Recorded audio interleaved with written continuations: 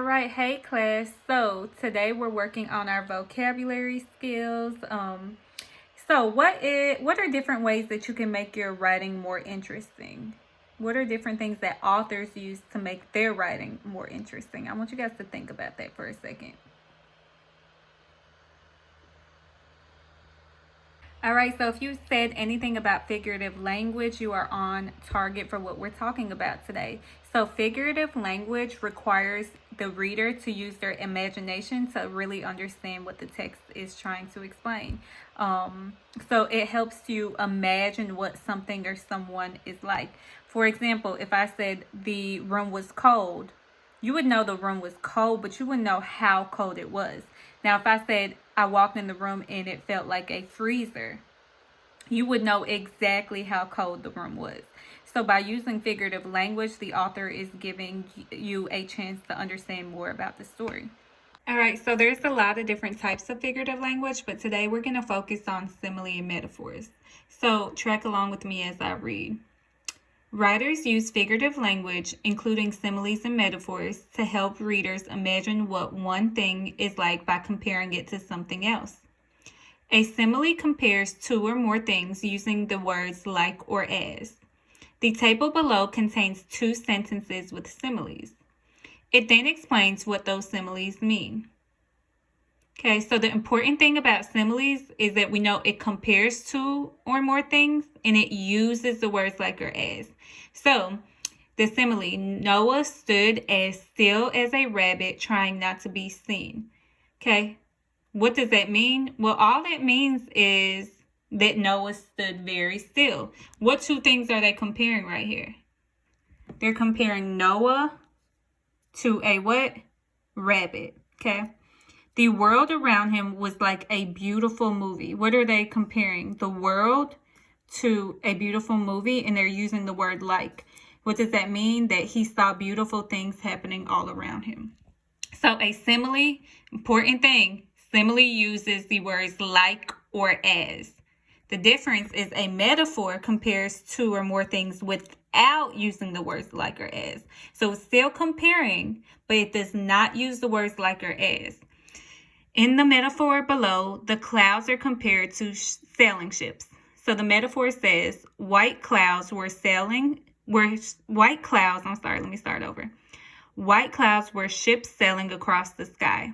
And what that means is the clouds moved like ships across the sky. So they compared the clouds and the ships sailing without using the words like or as. That's how we know it is a metaphor and not a simile. All right, so now we want to find the simile or metaphor in each sentence. Underline the two things being compared, then write the meaning of the simile or metaphor. So, number one, sunbeams were golden threads piercing the clouds. So first I want to think about what two things are being compared. All right, well, they're comparing sunbeams with golden threads. And I want to see, is the word like or as being used? If it's not, then this is a metaphor. All right, so what are they saying? Okay, sunbeams were golden threads piercing the clouds. I think all they're just trying to say is that there's like little pieces of sun shining through the clouds. So the meaning is that there are narrow rays of sun shining through the clouds. So number two, mountain goats leaped like dancers from rock to rock. Say, what two things are being compared? Think about it for a second. Okay, if you said mountain goats and dancers, you are correct. Now let's see, is this a metaphor or a simile? If you said simile, you are correct because it uses the word like. Now, what does this mean? Mountain goats leap like dancers from rock to rock. Think about it. All right, if you said anything like mountain goats leaped gracefully, you are correct. All right, question number three. The butterflies drifted as lazily as falling leaves. What two things are they comparing right here?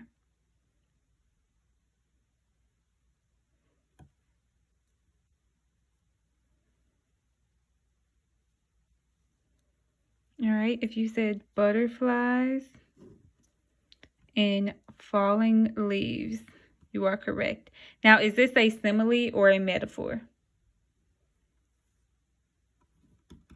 If you said simile, you are correct because it uses as. So what does this mean? Think about that. What does it mean? The butterflies drifted as lazily as falling leaves. All right, if you said anything along the lines of butterflies flew slowly and gently, you are correct. All right, our next thing, bright flowers were jewels gleaming in the sunlight. What two things are being compared right here? Bright flowers were jewels gleaming in the sunlight. Think about it for about 10 seconds.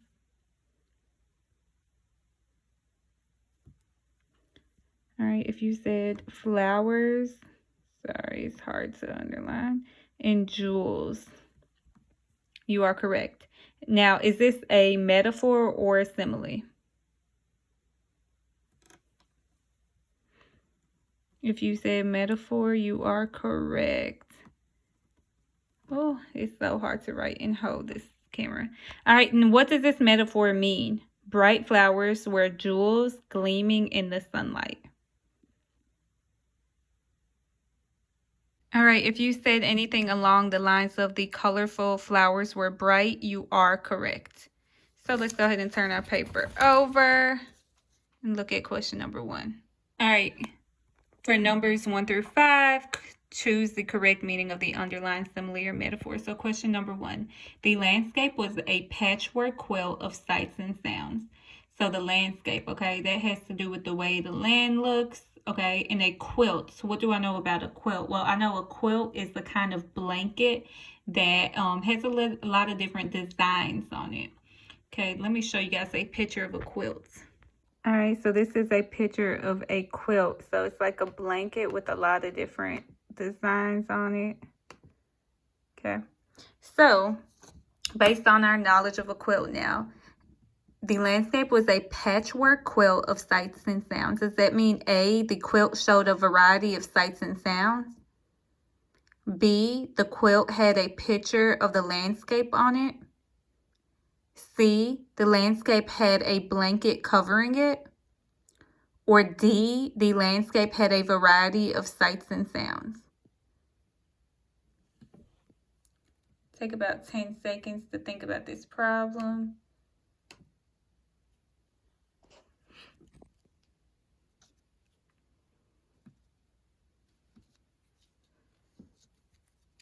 If you said D, you are correct. All right, question number 2. A waterfall gushed like a faucet down the side of the mountain. So, what are they saying right here? We know it's a simile because it uses like. Okay, a waterfall gushed like a faucet down the side of a mountain. Does that mean A, the waterfall was powerful? B, the waterfall was narrow? C, a faucet was on the mountain? Or D, a faucet made the waterfall? Think about it for a second.